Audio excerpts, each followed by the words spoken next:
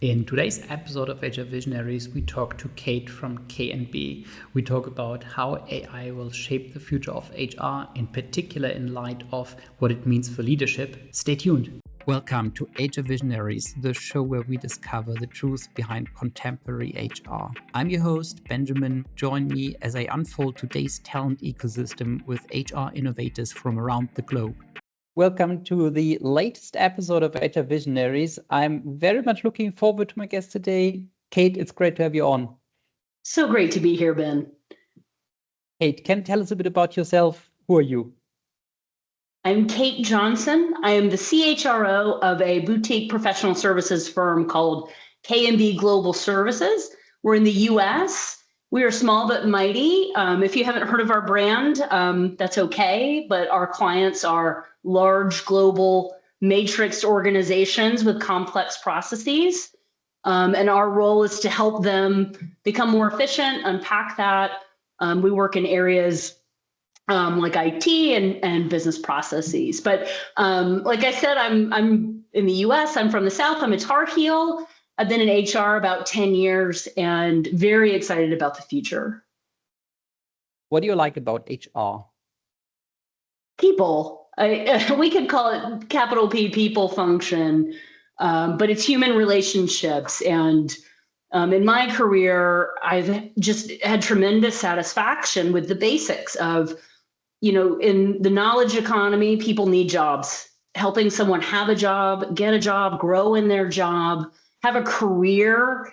This is really meaningful to me. So being a part of that has been really great and something that brings me satisfaction every day.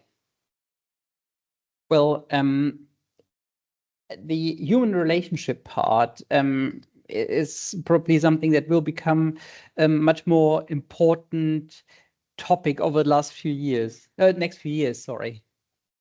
Yes. Well, in the connection with us with technology has been in the conversation for a while. What do you have a machine do and what do you have a human do? And humans, I would argue, have fought for their value. Psychologically, we want to be with other humans. And really with learning as a first example. So I think as computers in the 80s and 90s got introduced into classrooms, there was this big concern, will children still learn? And I worked at a university in a time when we got, they're called massive open online courses. So Harvard and Yale and Duke started releasing all of their content. This is now a long time ago, so maybe 15 years ago. And there was this big uproar. Oh my gosh, will people still want to go to top universities if they can get it for free? And I'll never forget the president of Duke at the time saying this publicly. Look, humans want to learn from other humans. And so we will find a way with this technology to either integrate it or coexist with it or, get the best from it. But we're not scared. And I think that's really played out and informs my thoughts on technology and the workforce. Or technology or AI right now. And you asked about human relationships. I think we're just psychologically wired to be together, and whether it's work, whether it's family, whether it's other activities we're doing. And so that's my assumption and gives me peace, and I can sleep at night that human relationships, as difficult as they are, they're very rewarding, and we won't get away from them. We constantly crave them and need them. I think it was Sam Altman who said a few weeks ago that many things we do now, a person from a few hundred years ago would not have considered work. Oh gosh, yes. And that's just sort of wild right now to conceptualize work in a digital way. And I even saw the kind of oncoming technology sort of from the movie Minority Report, that there's been advancements in being able to work, putting your hands in front of you in space. Oh, forgive me. Minority Report's an old film, isn't it? Is that like 20 years with Tom Cruise? And he puts on these gloves and he's playing in space. And my understanding is that has come to fruition, which I find very exciting. And it's something you wouldn't think of, but here we are. So I think those advancements are really exciting. Well, absolutely. The Well, what I find so interesting is that, as you said, so like over the course of the years, people have always have been worried about advancements in technological development. However, um, there was always an improvement with regards to people's life, with regards to people's health, thanks to technology. So therefore, the positivity around advancement in technology is, I think, super important indeed. I agree. Well, and humans are insatiably curious. We can't stop ourselves as much as we can't stop from relating to each other. I think we're just so hungry. And it's many times as parts of humanity have tried to hold back on technological development or said, hey, this is destructive, or hey, this has consequences. There's been just as counter argument or counter voice that this is just too exciting. And so if you embrace that and just accept that, that's how we approach this. We have sort of this yin and yang of humanity with our relationship with technology. Because by the way, I am not a technologist. I was a liberal arts major. So I feel that I represent that voice, that just the pure curiosity, but I don't have a aptitude per se for technology. So I think, it's sort of fascinating and interesting and exciting. But what is different now is we're almost at a critical mass of convenience and how much we get from technology. It's reducing the improvements in our lives, you could argue, or sort of like, we have so much great stuff. How can you make my life better with more technology right now? Well, it's the how to make life better, I think, is a discussion we don't have enough these days. I think very often it's about like, oh my God, isn't that threatening, or things that it change? Well, will it worsen things? But overall, well, if we are positive about things, and you mentioned, okay, you work with so many companies around the world working on their processes, so making stuff better is the job of so many people, and therefore, why don't be positive about it? Oh, I would agree. And it speaks to the complexity of our world, that it is harder for us as individuals to understand the impact of what we're doing, the impact of a basic task, as much as the large work stream, the large product, the bigger company and organization. So I think a lot of people feel removed. They can't see the end result of what they're doing. Again, I speak to knowledge work. I think it's different if you're working with your hands or being mechanical. There's a different feeling there. But in knowledge work, it's ethereal, it's ambiguous. I mean, there's so many people who are like, I push paper today in the digital way. That's an old way to frame it. But people lose 30% of their week to emails and 50% of their week to virtual meetings and go, what did I do? And there was all this technology in the mix. And so it's getting harder to see, I think, in our weeks, what that relationship is. But back to the human part of it, and to me, I continue to argue for fulfillment. There is an ability to feel fulfilled in a relationship with technology if it empowers you to be you, to do your thing, to have your superpower. Then I think it gets exciting. And I do think people feel it there for sure. And my friends who are actually technologists get a lot of thrill from technology. I'm not even speaking to their truth. They wouldn't say it that way. They're going to nerd out. They're going to be in the middle of whatever their tech is, or video games, or et cetera. And they're like fish in water.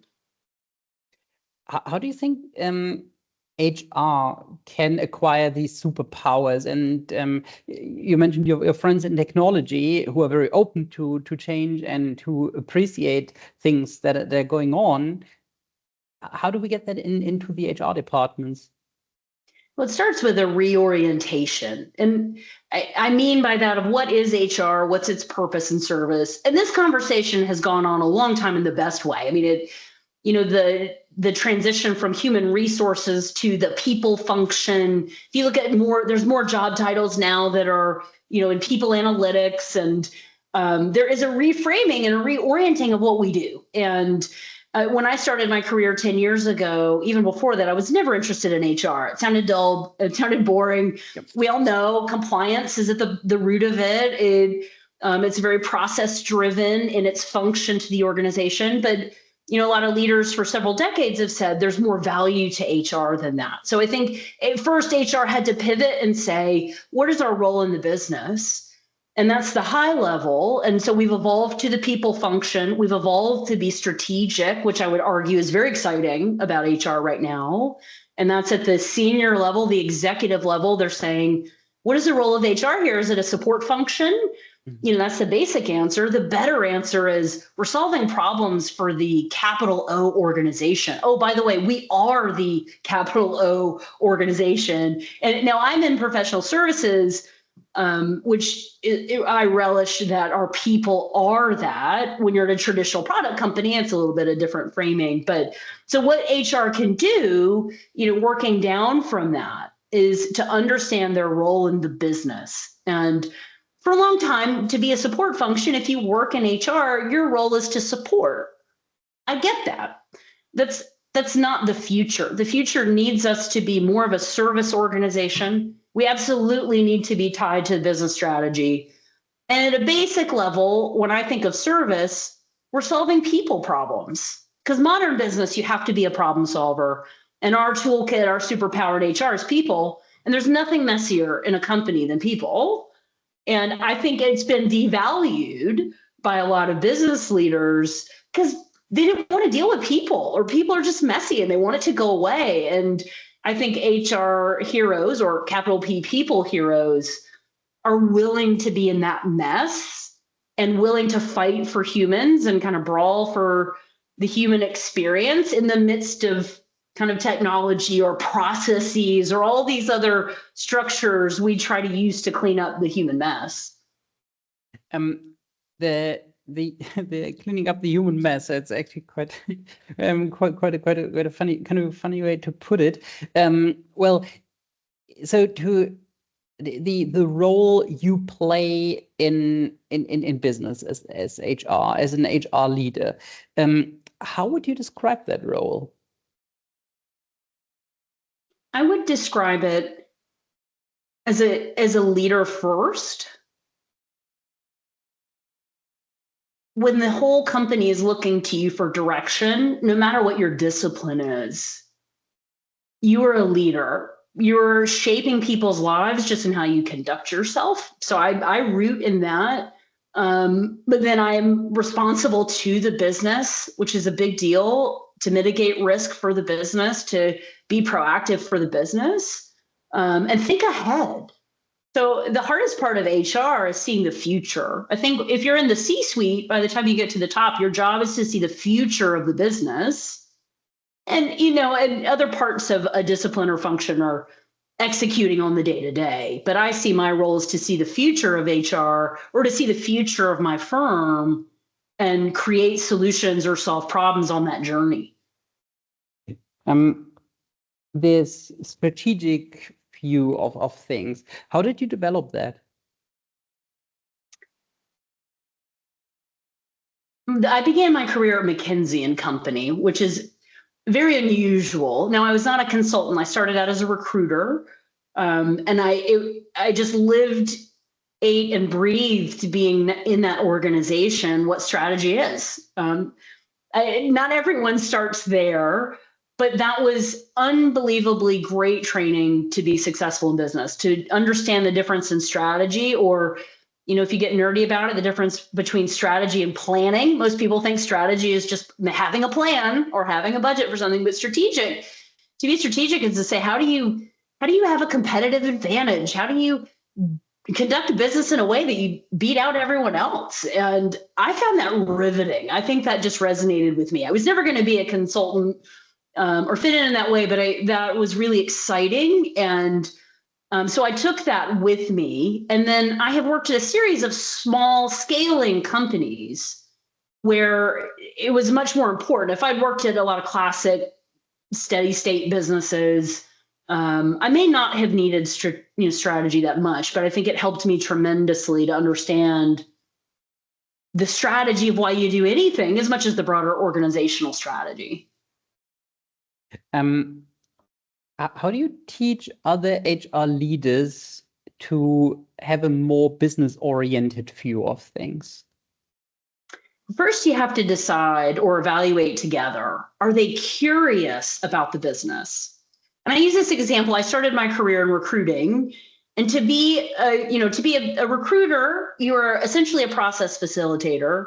A good recruiter, you're a partner to the business, and then a great recruiter produces raving fans. And so to me, you have to be very curious about people's careers. You have to be curious about every single candidate. You have to be curious about every single hiring manager. You just have to be really interested. So you have to assess as an HR leader, are you curious about the business? Are you curious about your industry? Are you curious? And what's great is you don't have to master all of it. You don't have to have an MBA. An MBA is very helpful, but just to know, and I think that's the biggest ask of business leaders in general, is that HR knows and understands their business. And so I think if you can get to that, if you're in HR and you're really passionate about what your company's doing, or even a different company or different industry, you have the aptitude, and I think you can build from there. When you think ahead, so HR being more business oriented, HR focusing on how to leverage technology. How do you picture HR in 5 years' time? 5 years is tough. Indeed. The acceleration of artificial intelligence, and I'll use that in a specific term. So it could mean an AI could mean anything at this point, but in the ways you would use it in business, we're at such a churning point that I'm nervous to predict 5 years from now, because it relies on human choice. It relies on how we shape AI or AI shapes us, and how we choose to interact together. So my early prediction is that HR will have a greater role in human interaction and in human problem solving, or mitigating what's happened from technology, and be deployed in a different way. What will people do with the free time they gain from applying more technology? I believe they will create more. I believe the history of humanity, every time we've had a technological advancement, the curmudgeons and the capitalists think people will just do nothing with themselves and sit on their hands. Or the Silicon Valley will argue for utopia.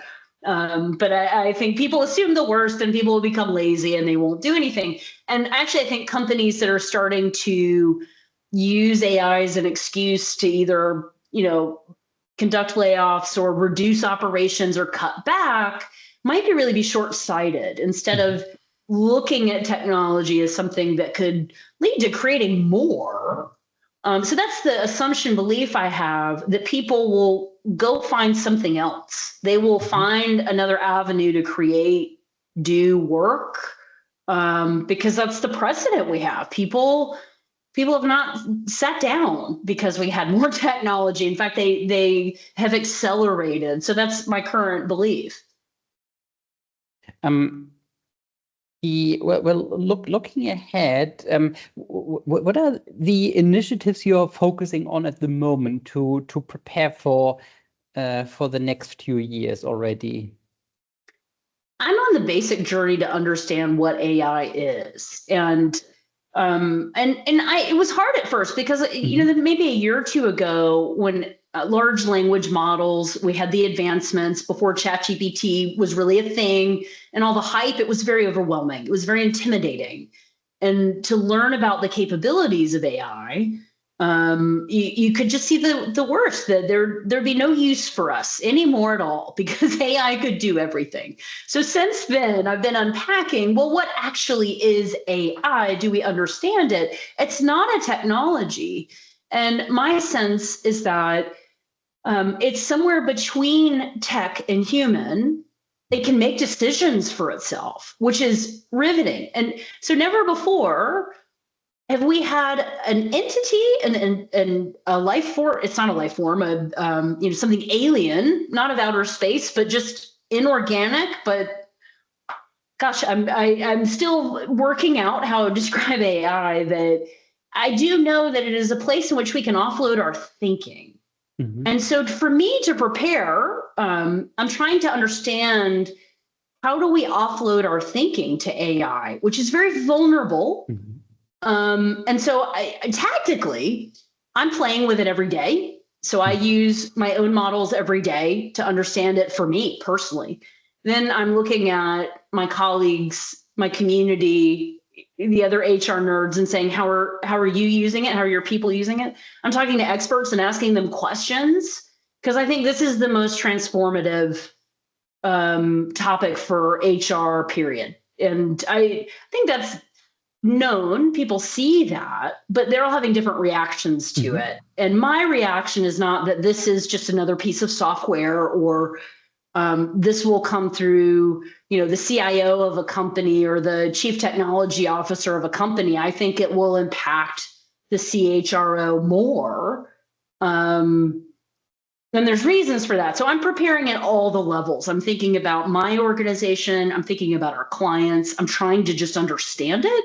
And I think a lot of the use cases that really big companies are talking about are kind of silly. They're kind of stiff. They don't keep up with where the technology's going. And they want, large companies want to control in the same way they do all software. It's structured, it's rigorous, and you roll it out and you train people on it. But AI is so unpredictable at what it's good at and not good at. And so there is actually no user's manual. Most models that are released to us, or we buy, whatever the arrangement is, there's no manual. And so you have to play with it, which makes it very, perfect for me at a small firm. We can play with it. It's harder at a big firm where you might have limitations and restrictions. But I think it's evolving like something we've never seen before. So by the time you create some overarching big solution, it's outdated. Mm-hmm. So I'm trying to stay nimble and develop a strategy in the trenches for AI in HR. Very interesting what you said about, the CIO, the CTO, who naturally feel in charge when it comes to technology. However, as you said, so AI being actually much less a software and much more a being, being part of the workforce rather than part of the software spending. Yes. And, the other thing I'm noodling on right now is management, because if the next stage of AI is sort of agents, I think the hype right now is agentic AI. You have to be able to understand systems, and you have to understand management. And human management has been such a tough topic for a long time. It's been in decline in the US, or it's under attack. It's usually the first thing that's seen as bloat. But have you ever met anyone who said, all my managers have been great? Like it's just one of the hardest roles to do. And to me, HR is really important to rebuilding that or helping that. But when we introduce AI, either agentic AI, either everyone using their own AI, it really changes management. And it either what our managers are doing or what they need to do. And I think that's a big role for HR in the next few years, is how do we help management or reorient management? Kate, I have one last question for you indeed. Since you have, interviewed so many people over the course of your career, I was wondering, what are those questions you like most to find out about a person's personality, find out about, whether a person fits to your organization? So my top questions I might ask, this is very simple. I ask, what attracts you to our company? Which I think that's a very common question. But oftentimes in body language, in tonality, in answer, you connect to that person. You understand their motivation. So you have to be trained to assess that. And people can give scripted answers to that. But I think sometimes the basic questions can be very strong if you have a good rubric. So it's not about having elaborate questions to ask someone. Now, structured questions, that's a different topic. I think assessing people for jobs in a structured, technical way, that's really good. But I would always include, what attracts you to us and what we're doing, what attracts you to this role, and then I really listen to that answer. Cool. Kate, thank you so much for your time. It has been incredibly interesting. I really enjoyed our conversation. Thank you so much. Thank you so much for having me, Ben. And to all of you guys, thanks for listening in, and see you next time.